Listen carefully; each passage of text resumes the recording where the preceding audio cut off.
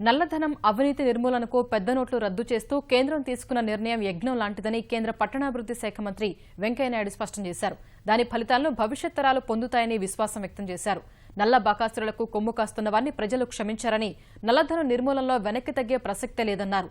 పెద్ద నోట్లు రద్దు చేయడం వల్ల రాష్ట్రాలకు ఆదాయం తగ్గిపోయిందన్న వాదనను కొట్టిపారేసిన వెంకయ్య కేంద్రం అన్ని విషయాలను సునిశ్చితంగా గమనిస్తోందని ఈటీవీ ముఖాముఖిలో వివరించారు.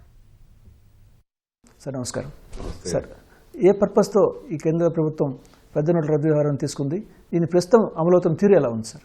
ఈ పెద్ద నోట్ల రద్దు అనేది ఒక సాహసోపేతమైన చరిత్రాత్మక నిర్ణయం, రాజకీయ దృష్టితో తీసుకుంది కాదు. ఈ నిర్ణయం తీసుకోవడంలో ప్రధాన కారణం ఏంటంటే దేశంలో ఒక సమాంతరమైన ప్యారలల్ ఎకానమీ నడుస్తుంది. అంతర్జాతీయ నిపుణుల యొక్క నివేదిక ప్రకారం అమెరికా, ఆస్ట్రేలియా, జపాను, చైనా ఈ దేశాలను మించి మన దేశంలో ఈ సమాంతర ఆర్థిక వ్యవస్థ నడుస్తుంది. 22.6% ఉందని, అంటే ఆల్మోస్ట్ 1/4కి వచ్చేసిందండి. దానివల్ల బాగా నష్టపోయేది ఎవరికంటే పేదలు, పరిమితమైన ఆదాయం కలిగిన వాళ్ళు, ఉద్యోగస్తులు, నిజాయితీగా పన్ను కట్టేవాళ్ళు. వీళ్ళేమో దెబ్బతింటున్నారు. ఈ పన్ను కట్టకుండా అక్రమ మార్గాల ద్వారా డబ్బు సంపాదించిన వాళ్ళు విపరీతంగా విచ్చలవిడిగా ఖర్చు పెడుతున్నారు. వీళ్ళకి బాధేస్తుంది. వీళ్ళేమో ఇంత పెద్ద ఎత్తున ఖర్చు పెడుతున్నారు, మన దగ్గర డబ్బులు లేవని. కొంతమందిని తప్పుడు ఆలోచనల వైపు మళ్లిస్తూ ఉంది కూడా. దాంతోపాటు మన పొరుగు దేశమైన పాకిస్తాను మన దేశాన్ని అతలాకుతం చేయడం కోసం, ఆర్థికంగా చిన్నాభిన్నం చేయడం కోసం అని ఫేక్ కరెన్సీ ముద్రించి మన దేశంలో విచ్చలవిడిగా సరిహద్దు రాష్ట్రాల్లో పంపిణీ చేస్తున్నారు. ఇలా చూసినప్పుడు బహుముఖమైన సవాళ్లను ఈ నల్లధనం దేశం ముందు విసిరింది. దీన్ని ఎవరు ఏం చేయలేకున్నారు. సెప్టెంబర్ 30 దగ్గరికి వస్తుంది. 30 తర్వాత విచారించి ప్రయోజనం లేదు, పరిణామాలు తీవ్రంగా ఉంటాయి అని ప్రధానమంత్రి స్వయంగా హెచ్చరించాడు. ఈ ప్రభుత్వం నల్లధనాన్ని వెనకదేయడం కోసం మొదటి నుంచి దుస్తుతో పనిచేస్తుందని, రెండవది తగిన హెచ్చరికలు తీసుకుందని విషయం మనకు అర్థమైపోతా ఉంది. దానికి అందువల్ల ఎవరికి చెప్పకుండా చేశారు అనే దాంట్లో విమర్శకు అర్థం లేదు. ఇకపోతే మూడవది, ఒక్కరవ సమాచారం ఇచ్చి ఉంటేనే, సమాచారం ఇస్తే ఇది సీక్రెసీతో ముడిపడి ఉంది. లేకపోతే దేశంలో ఇప్పటికే ఇంత చేసిన తర్వాత కూడా దీనికి ఏ విధమైన అడ్డదారులు పట్టి దీన్ని దెబ్బతిద్దామని ప్రయత్నం చేస్తున్నారు. అలాంటప్పుడు ఎవరికి చెప్పే ప్రసక్తి లేదు. ఈ దేశం యొక్క ఆర్థిక వ్యవస్థను సంస్కరించాలా, ఈ దేశ ప్రజలకు స్వచ్ఛమైన శుభ్రమైన పరిపాలన ఇవ్వాలి ప్రధానమంత్రి గారు నిర్ణయించాడు. దాంట్లో భాగంగా తీసుకున్న నిర్ణయం తప్పితే మరి కూడా కాదు. సో ఇంప్లిమెంటేషన్లో అనేక ఇబ్బందులు ఎదురవుతున్నట్టు ప్రత్యక్షంగా మనం చూస్తున్నాం. ప్రజల నుంచి కూడా ముఖ్యంగా వ్యవసాయదారులు, గ్రామీణ ప్రాంత వాసులకు ఈ పూర్తి స్థాయిలో కార్డ్ మనీ అందుబాటులో లేకుండా ఉంది. ప్లస్ బ్యాంకింగ్ వ్యవస్థ కూడా మనకు పటిష్టంగా లేదు. ఈ పరిస్థితుల్లో ఇది ఇంప్లిమెంటేషన్ ఎలా? సహేతుకమైన ప్రశ్న. దీని గురించి అందరం ఆలోచిస్తున్నాం. ప్రభుత్వం కూడా గంభీరంగా ఆలోచిస్తుంది. ప్రధానమంత్రి అయితే ప్రతిరోజు కూడా దీనిపైన సమీక్ష జరుపుతున్నాడు. నవంబర్ 8న ఇది ప్రకటించిన తర్వాత ఒక్కసారిగా వచ్చింది కాబట్టి ఆ నిర్ణయం సహజంగా ప్రజాజీవనం పైన కొంత ప్రభావం పడింది నిస్సందేహంగా. ఎప్పుడు ఏ సమస్య వస్తే ఆ సమస్యను వెంటనే పరిష్కరించేదో ప్రభుత్వం చేస్తుంది. ఏటీఎంల్లో ఇప్పుడు ఉండే దాని ప్రకారం, క్యాలిబ్రేషన్ ప్రకారం ఆ 500 నోట్లు 1000 నోట్లు పెడితే బయటకు వచ్చే అవకాశం ఉంది. అంతేగాని మిగతా నోటుకు అనుగుణంగా దాన్ని రీక్యాలిబ్రేట్ చేయాలంటే కొంత సమయం పడుతుంది. ఆ సమయం పడడం వల్ల ఈ తాత్కాలికమైన ఇబ్బంది ఏర్పడింది. ఇప్పుడు కొంతవరకు అయింది. కొరవ రోజుల్లో అది కూడా పూర్తి అవుతుంది. కేంద్ర ప్రభుత్వ ఆదాయంతో పాటు రాష్ట్ర ప్రభుత్వ ఆదాయం కూడా భారీగా పడిపోతుంది. జీతాలు ఇవ్వడం కూడా కష్టమని చెప్పాను. ఇప్పుడు మనకి కౌంటర్ ఫీట్ దీని ద్వారా లేకపోతే బ్లాక్ మనీ ద్వారా ఆదాయం ఎక్కువ వస్తుందండి. అది తగ్గిపోతే ఎట్టా, మాకంటే ఎట్టా? మీకు ఆదాయం జీతాలు ఇవ్వడం కూడా కష్టం అని చెప్పని ప్రభుత్వాలు కొంచెం ఆందోళన వ్యక్తం చేస్తారు. ఆ పరిస్థితి రాదు. అది కేంద్రం కూడా నిశ్చితంగా పరిశీలిస్తుంది. ఆదాయాలు పెరిగాయి మున్సిపాలిటీలకు.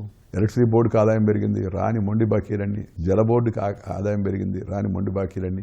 ఇవన్నీ కూడా పాజిటివ్ ఎఫెక్ట్గా ఉన్నవి కదా. ఆ తర్వాత మీకు దీనివల్ల జరిగే ప్రయోజనాలు 2-3 మీకు వివరించి చెప్తాను. అన్నిటికన్నా జరగబోయే ప్రయోజనం ఏంటంటే ద్రవ్యోల్బణం తగ్గుతుంది. ఆ రెండవ అత్యంత ప్రయోజనం, ధరలు తగ్గుతాయి. మూడవది ఏంటంటే ఈ దీర్ఘకాలికంగా ప్రభుత్వానికి కొంత డబ్బు అందుబాటులోకి వస్తుంది. ఆ డబ్బుని అంటే సుమారు అది 3 లక్షల కోట్లు 4 లక్షల కోట్లు ఉంటుంది అనుకుంటున్నారు. 3 లక్షల కోట్లు 4 లక్షల కోట్లు వెసులుబాటులోకి వస్తే కేంద్ర ప్రభుత్వం ముఖ్యంగా వ్యవసాయం పైన, గ్రామీణ సించాయి వ్యవస్థ అని చెప్పని గ్రామీణ నీటిపారుదల పైన, పంటల బీమా పైన ప్రధానమంత్రి గారి దృష్టి ఆ రెండింటిపైన చాలా పెద్ద ఎత్తున ఆయన పట్టుదలగా ఉన్నాడు. వారింటికి డబ్బులు వస్తాయి. మూడోది నా స్కీము హౌసింగ్ ఫర్ ఆల్. దాంట్లో డబ్బులు పెద్ద ఎత్తున అవసరం ఉంది. తగినంత డబ్బులు మనం కేటాయించలేకపోతున్నామని చెప్పి నేను ఆర్థిక మంత్రితో మాట్లాడుతున్నాను.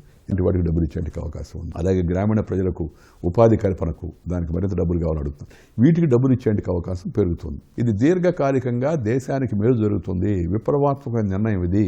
మోడీ మాత్రమే ఈ నిర్ణయం దీనికి నిర్ణయం తీసుకోవాలని మీరు ఒక విషయం గమనించాలి. దీనికి ఎంత గుండె ధైర్యం ఉండాలో నేను చెప్పలేను.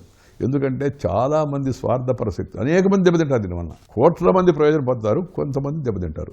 ఎందుకంటే డబ్బు దాచిపెట్టుకుంటారు. సార్, మీ చర్యల వల్ల వచ్చే 5 ఏళ్ళు లేదా 10 ఏళ్లలో దేశ సామాజిక ఆర్థిక పరిస్థితులు ఎలా మారబోతున్నాయి? అపారమైన రాజకీయ పరిజ్ఞానం, అభివృద్ధిపైన అవగాహన మీరు దీన్ని ఎలా విశ్లేషిస్తారు? దీనివల్ల పెద్ద మార్పు ఏం జరగబోద్ది అంటే రాబోయే రోజుల్లో టెన్షన్ తగ్గిపోతుంది. మీరు ఎప్పుడైతే పన్ను కడతారో మీకు చీకు లేదు, చింత లేదు. ఆ సందర్భంలో ఎప్పుడైతే ఈ పెద్ద ఎత్తున డబ్బు నల్లధనం కూడబెట్టుకోలేకపోయారో, నల్లధనం ఇవ్వడు ఇంకా పార్టీలకు, అందరికీ లెవెల్ ప్లేయింగ్ ఫీల్డ్ వస్తుంది. వచ్చినప్పుడు డబ్బు ప్రభావం సహజంగా తగ్గుతుంది. ఇప్పటికే ప్రపంచం ఇండియా వైపు చూస్తుంది పెట్టుబడుల కోసం. ప్రపంచ ఆర్థిక వ్యవస్థ కొద్దిగా తిరోగమనంలో ఉంది. చైనా నెగటివ్లో పోతుంది. India is the bright spot అని. అటువంటప్పుడు మరింత విశ్వాసం పెరిగి చక్కని పెట్టుబడులు వస్తాయి. పెట్టుబడులు వస్తే అభివృద్ధి వస్తుంది. అభివృద్ధి వస్తే ఉద్యోగ ఉపాధి అవకాశాలు పెరుగుతాయి. రాజకీయ వ్యవస్థ చాలా వరకు ప్రక్షాళన అవుతుంది. ప్రజా జీవనం సుఖశాంతులతో నడుస్తుంది. అందువల్ల దేశం మరింత ప్రగతిశీలకంగా తయారవుతుంది. మరింత సమతాయుక్తంగా ఉంటుంది. మరింత శక్తివంతంగా సబ్కా సాత్ సబ్కా వికాస్ అని చెప్పాడు ప్రధానమంత్రి గారు. మొన్న చెప్పారు ఆయన, ఇది ఆరంభం మాత్రమే, అంతం కాదు. ఇంకా అనేక చర్యలు తీసుకోవాలి. దీంతోనే అన్ని సమస్యలు పరిష్కారం అయిపోతాయి. అవినీతి లేకుండానే పోద్దేనేమని చెప్తే అది అమాయకత్వం అవుతుంది. పరిపాలనా సంస్కరణలు మరింతగా వేగపరచాల్సిన అవసరం ఉంది. పరిపాలనలో రాజనీతి స్థాయిలో కేంద్ర ప్రభుత్వం మంత్రుల స్థాయిలో అవినీతిని గురించి మాడే పరిస్థితి లేదు. కానీ కింద పరిపాలనలో అసలు అవినీతి లేదని అంటే అది అమాయకత్వం అవుతుంది. దాన్ని పూర్తిగా తొలగించాల్సిన అవసరం ఉంది. అలాగే డిస్క్రిషనరీ పవర్, విచక్షణతో కూడినంటే అధికారం ఉన్నంతకాలం ఇలాంటి దానికి అవకాశం ఉంటుంది. మూడవది కొరత ఉన్నంతకాలం ఒత్తిడి ఎక్కువగా ఉంటుంది. ఎవరి దగ్గర డబ్బులు ఎక్కువ ఉంటాయి, వాడిది పైచేయి అవుతుంది. ఇవన్నీ తగ్గించాలి. ఈ సంస్కరణలన్నీ చేస్తాడు ఆయన. భారతదేశానికి మంచి భవిష్యత్తు ఉంటుంది. వ్యవస్థ సంస్కరించబడుతుంది. ప్రజలందరికీ కూడా అభివృద్ధిలో భాగస్వామ్యం. ఆ దిశలో ప్రధానమంత్రి గారు దేశాన్ని మరింత వేగంగా ముందుకు తీసుకెళ్తారని నేను భావిస్తున్నాను.